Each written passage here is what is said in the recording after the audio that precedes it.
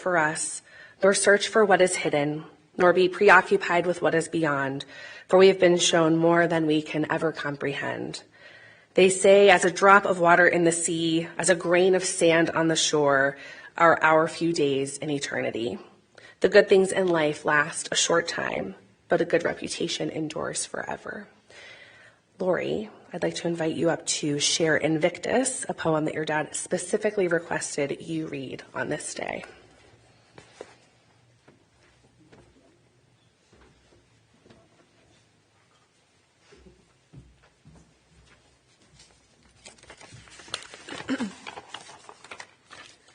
This poem was very important to my father. I told him I'm not sure I was going to be able to get through it, but I'm going to do it the best I can. Invictus by William Ernest Henley. Out of the night that covers me, black as the pit from pole to pole, I thank whatever gods may be for my unconquerable soul. In the fell clutch of circumstance, I have not winced nor cried aloud. Under the bludgeonings of chance, my head is bloody but unbowed. Beyond this place of wrath and tears looms but the horror of the shade, and yet the menace of the years finds and shall find me unafraid. It matters not how straight the gate, how charged with punishments the scroll. I am the master of my fate. I am the captain of my soul.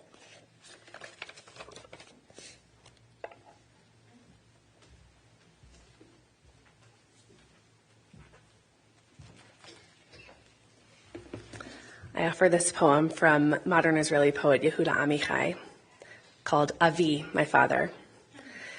Zecher Avi atuf binav lavan. The memory of my father is wrapped up in white paper like sandwiches taken for a day of work. Just as a magician takes towers and rabbits out of his hat, he drew love from his small body, and the rivers of his hands overflowed with good deeds. Birth is a beginning, and death a destination, and life is a journey from childhood to maturity and youth to age, from innocence to awareness and ignorance to knowing, from foolishness to discretion and then perhaps to wisdom, from weakness to strength or strength to weakness and often back again, from health to sickness and back we pray to health again. From offense to forgiveness, from loneliness to love, from joy to gratitude, from pain to compassion, and grief to understanding. From fear to faith, from defeat to defeat to defeat, until looking backward or ahead, we see that victory lies not at some high place along the way, but in having made the journey, stage by stage, a sacred pilgrimage. Birth is a beginning, and death a destination, and life is a journey, a sacred pilgrimage to life everlasting. Ecclesiastes, Kohelet taught, the eye never has its fill of seeing. Young or old, those who depart this life never see enough of the world, never complete their task, never cherish their loved ones enough before they are called home. How they yearn for yet another respite from the final summons, and how we yearn to have them close to us for yet another challenge in our lives, yet another joy, yet another precious moment together. God be now with those whose hearts are broken, because whenever parting comes, it comes too soon. Console them at this moment. Be near to them when light seems distant. Sustain them, O God, until the time of healing. A teaching from our rabbinic sages. Our rabbis taught that there are 3 crowns: the crown of Torah, the crown of priesthood, and the crown of royalty. But they emphasized that the crown of a good name excels them all. The book of Ecclesiastes says, Tov Shem Meshemen Tov. A good name is to be treasured above precious oil. Wealth, health, even life pass away, but a good name lives forever.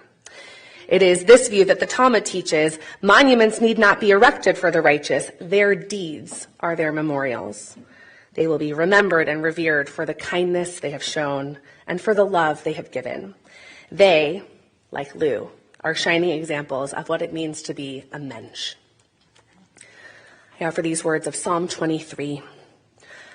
Adonai is my shepherd, I shall not want. God makes me lie down in green pastures, leads me beside still waters, and restores my soul. You lead me in right paths for the sake of your name. Even when I walk in the valley of the shadow of death, I shall fear no evil, for you are with me. Your rod and your staff, they comfort me. You have set a table before me in the presence of my enemies. You have anointed my head with oil. My cup overflows. Surely goodness and mercy shall follow me all the days of my life, and I shall dwell in the house of God forever. Psalm 121. Esa einai el harim, me'ayin yavo Ezri,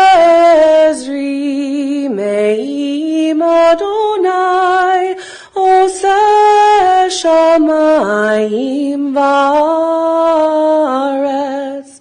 Al yitin lamot raglecha, al yanum shomrecha, hine lo yanum velo yishan shomer Yisrael. Adonai shomrecha, Adonai tzilcha, al yad yaminecha. Yomam hashemesh lo yakeka, ve'yareach balayla. Adonai yishmorcha mikol ra, yishmor et nafshecha, Adonai yishmor tzeitcha uvolecha, me'ata ve'ad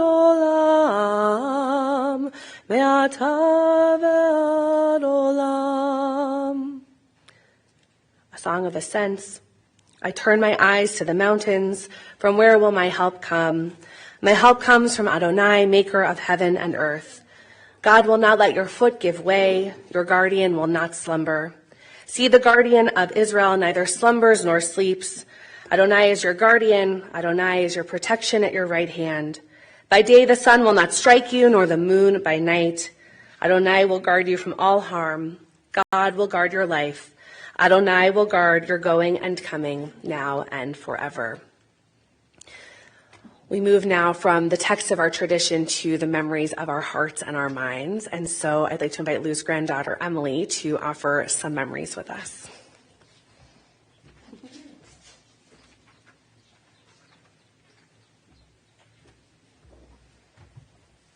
There's more tissues under here. Okay. All right. You didn't know I was going to do this. Junie's excited. All right.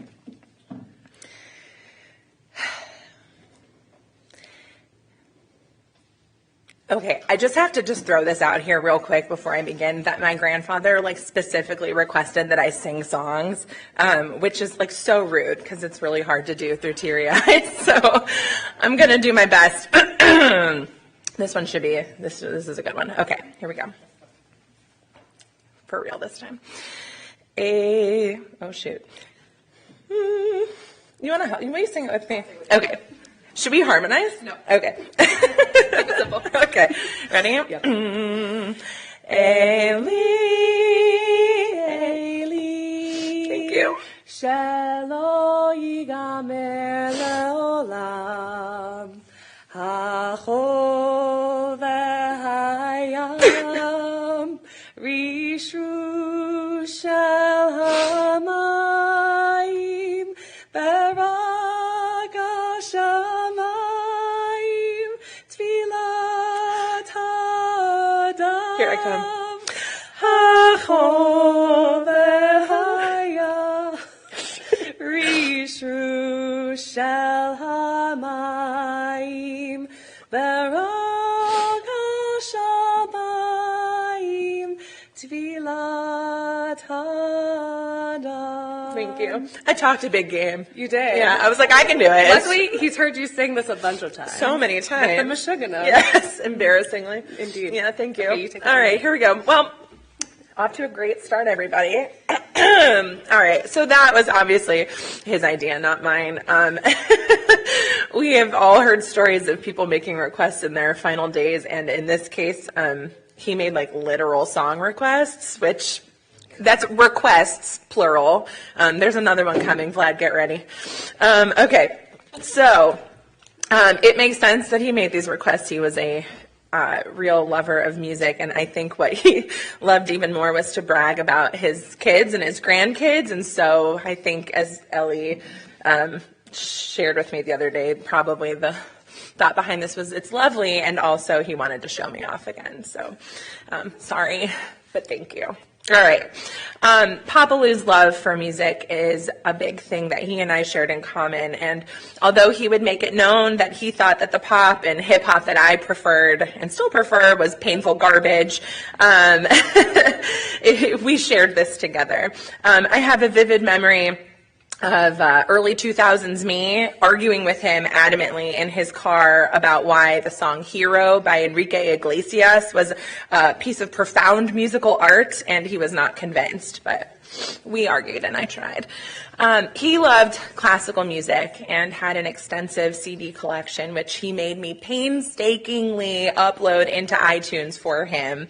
And if there was such a thing as classical music, name that tune, he would be the champion.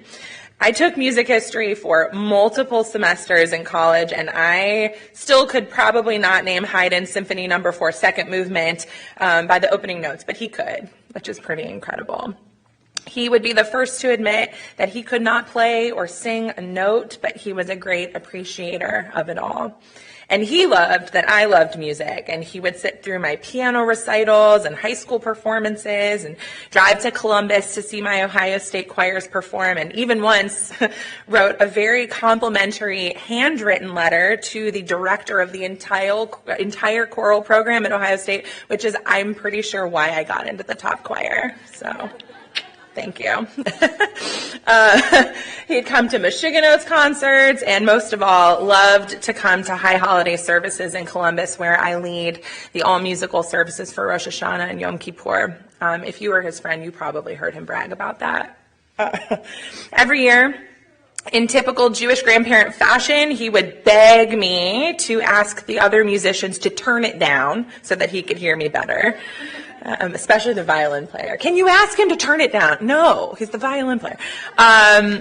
As you know, high holidays are typically in the early fall, and I swear every year, somewhere around December, so like not that long after, he would already start badgering me to make sure I was doing it the following year. He was very proud of it. This past fall, he and my Aunt Lori came for Rosh Hashanah, and I'm very glad that we got to share that service and a brisket and deviled eggs together one last time, like a lot of deviled eggs. He supported me taking all sorts of music lessons, dance, guitar, voice, piano, and for years he would drive me to my weekly piano lessons down at the music school settlement. And I remember that we would take the long, windy way down, I don't know if it was Superior or MLK, and all I can say is if you've ever been in a car with him, I am a survivor. The man was a terrifying driver, and I don't feel bad at all for teasing him a little bit today, because if you're sitting in this room, he probably teased you. The last time my husband and my kids and I visited him just a few short weeks ago, I asked a staff member as we walked into the Wiles if she could point us in the direction of his room. And I said, can you tell us where Lou Helfenbein's room is? And she was like, oh, you're here to visit my friend. And I was like, oh, boy. I said, I hope he's not giving you too much sass. And she was like, he is. And I was like, I do know he is, yes. So you'll have to bear with me if it sounds a little bit like I'm poking fun at him, because I am, and he would want it that way. His bad driving, his unfortunate love for turtlenecks, and the giant industrial-sized ketchups and barbecue sauces that he insisted on keeping in his basement. It's all fair game today, so. My husband and I always get a laugh out of how much my grandfather loved a gadget and never knew how to use them. The amount of times we had to come to his home to help him hook up a printer or show him how to use some useless scanner or some kind of like universal remote that like no one on this planet has ever needed is pretty funny. But the gadget saga that always makes us laugh the most was a months, if not maybe years long journey to getting an Amazon Kindle. Papa Lou was one of the most avid readers many of us will ever know. I think Matt said he consumed like a book a day for a while, or right? It's, yeah, pretty wild. And he wanted a Kindle. He wanted an e-reader. We heard about it pretty much every time we called him, every time we talked to him, but he could not bring himself to buy one for himself because being the intensely frugal person he was very angry with Jeff Bezos and Amazon for not including the charging brick with the device. You ordered it and it would come with the Kindle and it would come with the cord, just not the like little plastic brick that goes into the wall, which we all have dozens of floating around drawers in our homes, and he did too. But it was the principle of the thing. He was mad. It cost $20 and he was not going to do it.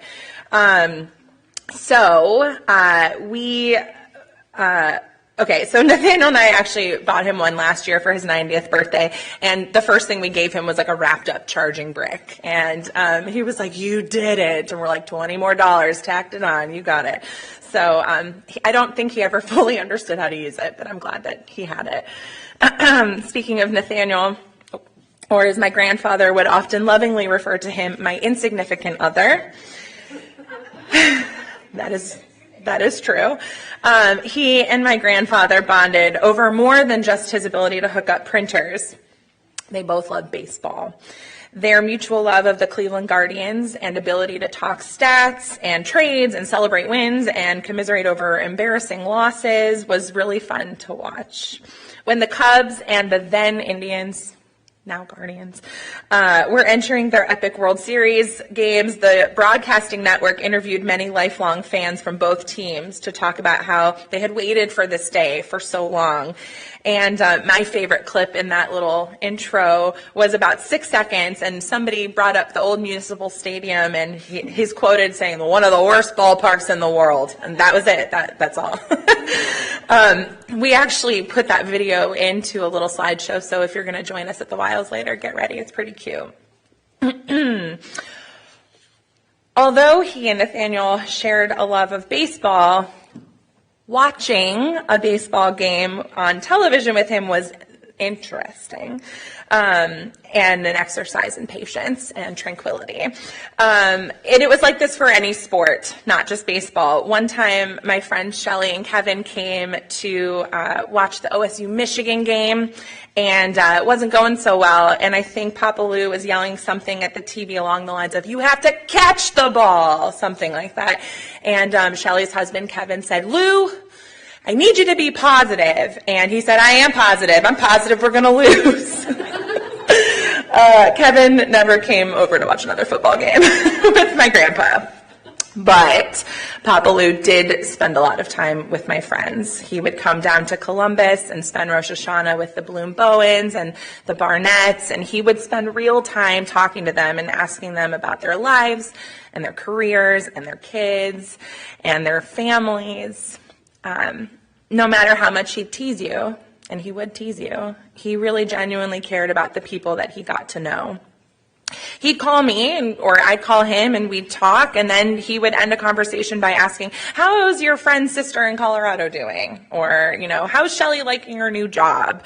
And even when it was getting much harder for him to have a long conversation on the phone, he asked Nathaniel, "How are your folks? How's your grandma?" And he also made sure to ask us literally every time we talked, if the FDA had approved the Highline, Jane's invention. I think he really, really wanted to see it happen, Jane, and I'm pretty sure it's because he wanted to brag about it. So, he was especially excited to ask me on our calls about my kids. he'd ask me if Juniper was doing anything new, as if to say, what new tricks does she have? He loved FaceTiming with them, although on his end it was less of a FaceTime and more of an upper forehead time or lower chin time, but it's okay because the kids loved seeing his forehead. He adored his great-grandkids, and they adored him. Juniper shared a small bowl of pretzels with him the last time we visited him, and she wanted me to include a story about how Papa Lou was a good sharer of pretzels. So here it is. All right, so this brings me to his second song request, which I absolutely will not be able to do, so we have a contingency plan. But when I spoke to him on the phone when he made this song, he requested that I sing You'll Never Walk Alone from Rodgers and Hammerstein's, Carousel. And I was like, no, why? But then as a Jewish grandparent does, he laid on a little guilt and made sure that he made that request known to like multiple people. There was no getting out of it. The funny thing about this song, Lori and I were talking the other day, is that my grandma hated Rodgers and Hammerstein. She often called The Sound of Music the sound of mucus. And she would have probably rolled her eyes at all of what is about to happen, but that's okay. I don't think I'm going to be able to sing this through teary eyes, so I'm sorry. I think he would understand. My friend Vlad is going to help me. He's a wonderful tenor, and I thank him for being here. Thank you. Okay. Thanks, dude. Of course.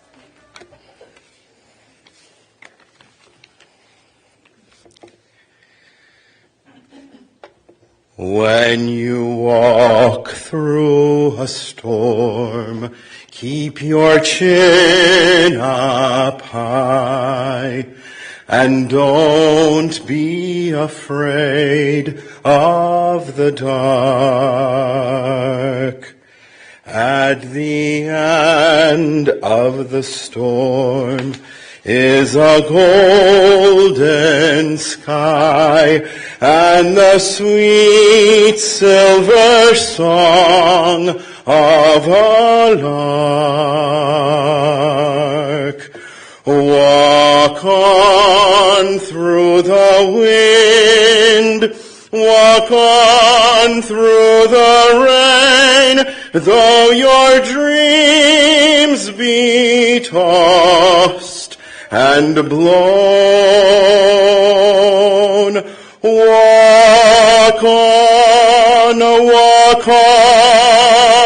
with hope in your heart, and you'll never walk alone.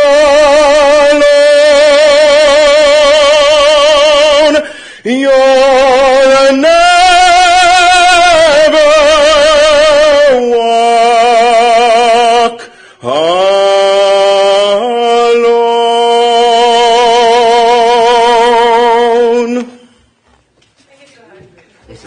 That's how I would put it. You sounded exactly like me. Emily, I think it's because you didn't bring your pitch pipe. Yeah, that must be it. In a Midrash or rabbinic teaching, we learn when a person is born, we all celebrate, and when a person dies, everyone cries. But it shouldn't be this way, they say. Rather, when a person is born, it's not appropriate to celebrate for him because no one knows what his portion will be or what deeds he'll stand upon, whether he'll be righteous or wicked, good or evil. But when he dies, we should indeed rejoice, for he has passed away with a good name and left our world in peace. Our rabbis teach us that it is like a parable of two ships near a harbor. One was going out to sea and the other was coming in from its voyages. Everyone around the harbor was celebrating for the one setting out, while no one celebrated the ship coming in. Someone came up and said, "These actions are backwards. We shouldn't celebrate the ship that's first starting out on its journey because none of us knows what it will encounter out there. How long will it last? What storms will it face? Likewise, we should celebrate the one that's returning home because it enters in peace." And so it is when a person dies. Our rabbis teach us that it is better to rejoice and celebrate, for he has passed away with a good name in peace from the world. Dr. Lou Helfenbein had a long life, and he left us a lot to celebrate and to appreciate about him and the legacy he leaves behind. In his 91 years, Lou made an incredible impact. His larger-than-life persona and general gregariousness meant he basically became the mayor of any room he entered. But it wasn't just because of his outgoing nature. He genuinely cared about the people with whom he interacted. Whether it was his amazing care team in recent months at the Wiles, or his hospice team, or his caregivers at the Cleveland Clinic, or his many dear coworkers over his lengthy career, Lou had a way of making people feel seen and cared for, and oftentimes teased. I myself had the pleasure of visiting with Lou a couple of weeks ago. We schmoozed for a bit and we laughed together. He told me some of his classic jokes and we shared stories. He was still up to date on current events, and he told me about how much he loved to read and how much he hated to read the state of affairs in the world. He reminisced about the goodness in his life, his pride in his grandchildren, his gratitude for being able to send his daughters and grandkids to school, and his genuine happiness at the life he had built. He was proud, and rightly so. He told me about the way Jerry had her good luck and the way she kept a legal pad full of sheets and sheets of details, line items of all of the things she had won, often by calling the radio. Like she was a prolific radio contest winner, and he was so delighted to tell me that. We also delighted together in realizing we'd both been present for Emily's senior recital at Ohio State, and he told me smugly that he still had the DVD. Did you know that? Maybe you'll find it. Lou wasn't able to eat at the end of his life, but he shared with me a couple of foods that he found himself missing. He described the way he would watch his mother prepare foods, and he told me he found himself daydreaming about a table set for Shabbat. He told me he could picture himself slicing a generous slice of challah, smearing it with schmaltz, covering it with gribenes, and sprinkling it with a hearty serving of salt. I told him I couldn't believe the cholesterol didn't get him sooner. He told me about his old days with Jerry and how they'd save up for a standing prime rib. And he said when there was money, which wasn't often, that's what they would splurge on. Lori and Steve, you shared a great story with me about how in the earlier days of the pandemic, when takeout food was restricted, a special manager at Jack's Casino broke the rules and let you two bring your dad a prime rib at the Cleveland Clinic. And that once he was discharged, he went and thanked the manager who let them do it.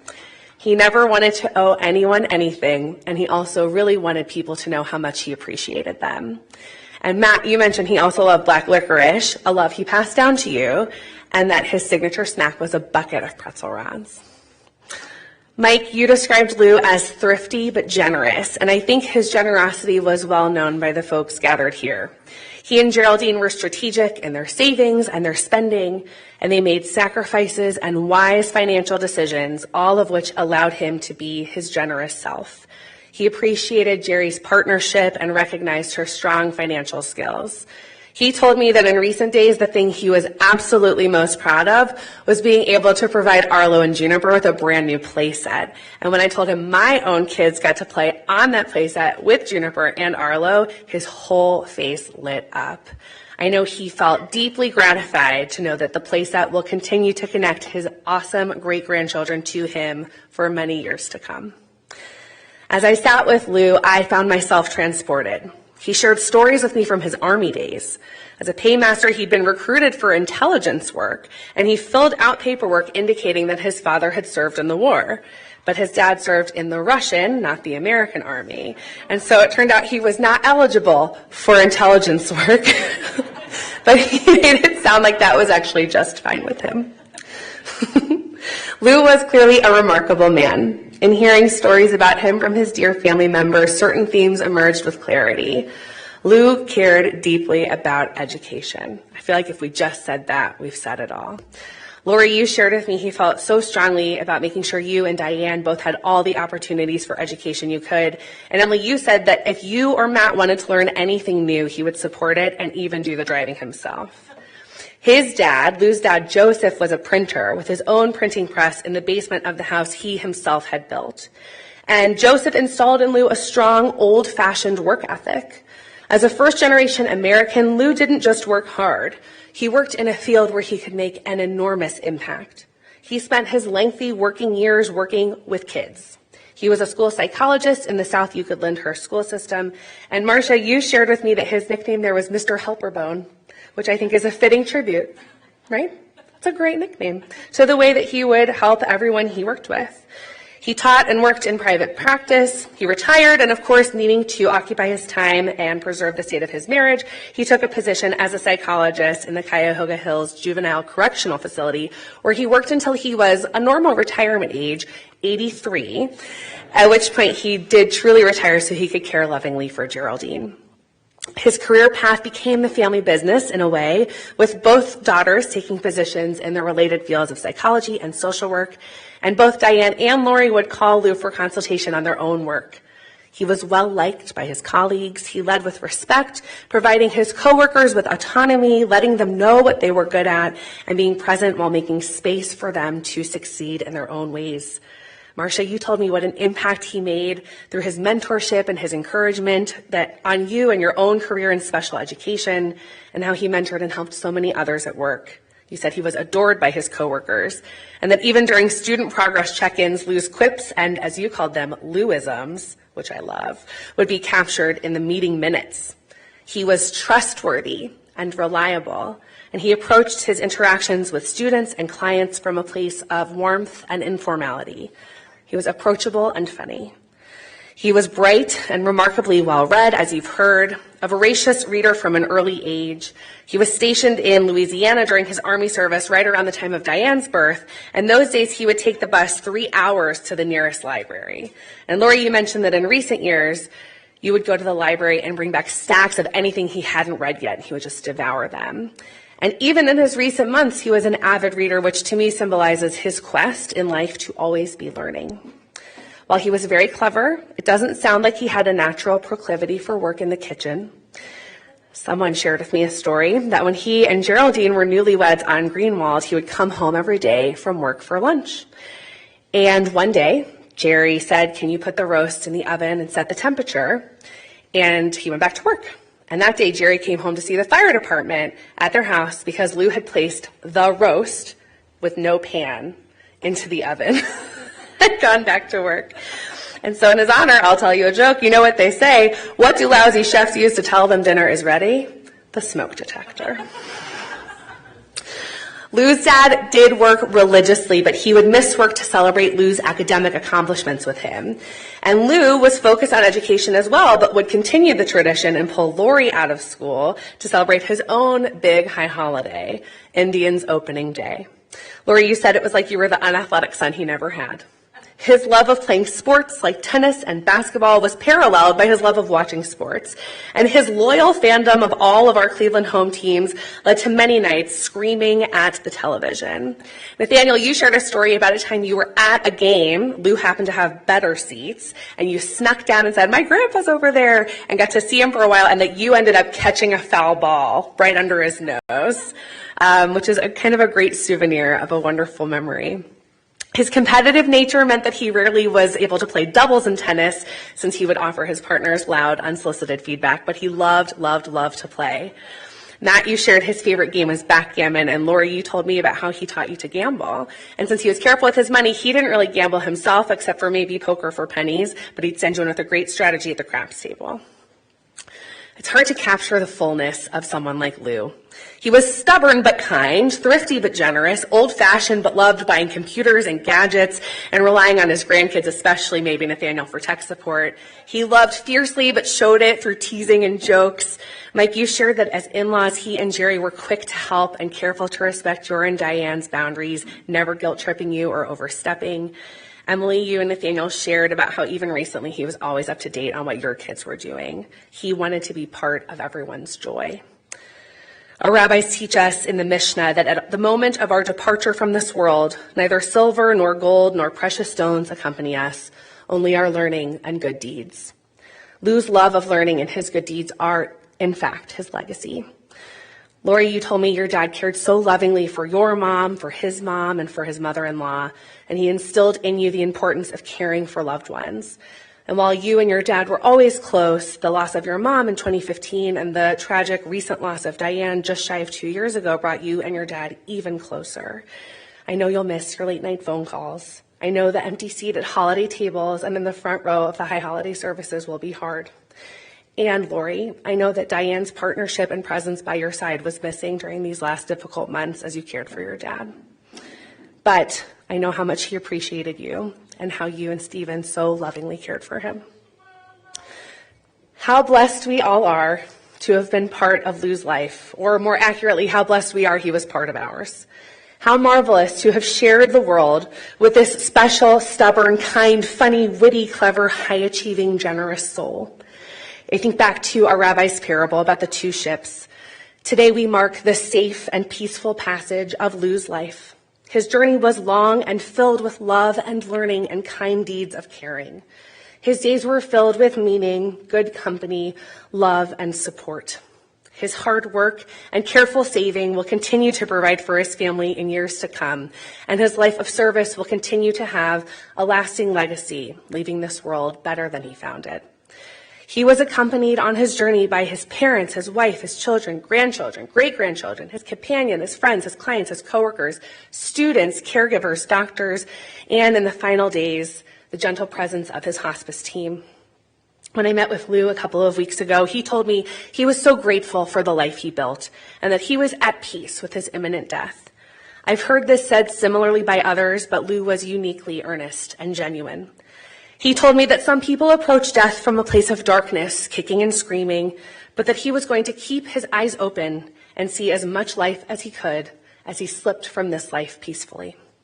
I know Lou's family is grateful for the care team that helped ensure his final days were indeed peaceful. Lou will be remembered for his helpful spirit, his generosity, his loyal friendship, and the way he brought care into the world. He'll also be remembered by his colorful sense of humor. We keep his memory alive by sharing stories and memories of him, opening our hands to help others, and showing our appreciation and gratitude every step along the way. Zichrono livracha, we pray Lou's memory will always be an enduring blessing. In a moment, we will prepare to recite the words of El Malei Rachamim, which means God full of mercy. In this memorial prayer, we ask for the soul of Lou to enter eternity and find peaceful rest. This prayer invokes the image of our loved ones being carried tachat kanfei hashchina, under the comforting wings of God's presence. That loving, protective presence will, God willing, accompany Lou's soul to a state of perfect peace. Following El Malei Rachamim, we'll recite Kaddish, and when we come to the conclusion of our service today, all are invited to join Lou's family for a gathering of memory. They'll receive visitors from 3 p.m. to 7 p.m. at the Wiles Assisted Living Community Room in Chagrin Falls. And in lieu of flowers, Lou's family suggests donations to the Wade Park VA Hospital, Jewish Family Services, the Wiles, or the Hospice of the Western Reserve. I invite you now to please rise if you are able.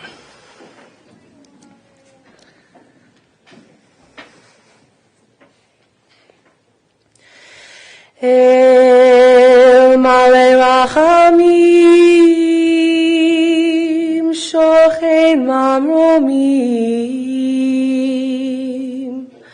Hamitzei Menucha Nechona, Tachat Kanfei Hashchina, Im Kedoshim Utehorim, Kezohar Harakia Mazhirim, Et Nishmat Louis ben Yosef Efroma Shalach Lolamo Bal Harachamim Yastirehu Beseter Knafav Leolamim V'yitzror B'yitzror HaChaim Et Nishmato Adonai Hu Nachalato Le'anuach v'shalom al mishkavo v'lomar Amen.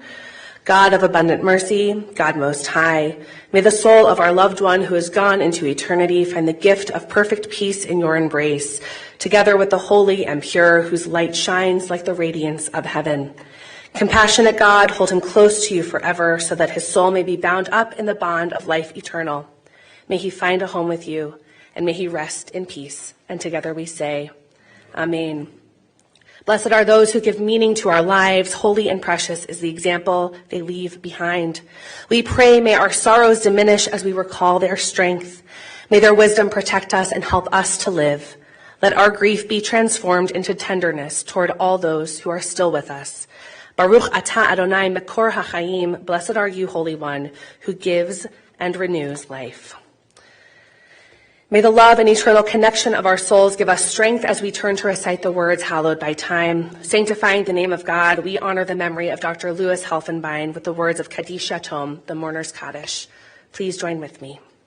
Yit gadal v'yit kadash shemei rabbah, be'alma divrach hirutei v'yamlich malchutei, b'chayechon u'v'yomechon u'v'chayei dechol beit Yisrael, ba'agala uvizman kariv v'imru amen. Yehi shmei rabba mevarach le'alam ulamei amaya. Yit barach v'yishtabach v'yitpa'ar v'yitromam v'yitnaseh. V'yit hadar v'yit aleh v'yit halal shemei dekudasha b'richu. Le'ela min kol birchata v'shirata tushbechata v'nechemata. Da'amiran be'alma v'imru amen. Yehi shlama rabba min shamaya, v'chayim aleinu ve'al kol Yisrael v'imru, amen. Osa shalom b'imromav, hu ya'asa shalom, aleinu ve'al kol Yisrael v'imru, amen. We pray that the one who creates harmony on high bring peace to us, to all Israel, and to the entire world, and together we say, amen. I offer these concluding words. Hamakom yenachem etchem betoch sha'ar avalei Tzion v'Yerushalayim. May God console you with all who mourn in Zion and Jerusalem. Now we go forth in peace to life. This concludes our service.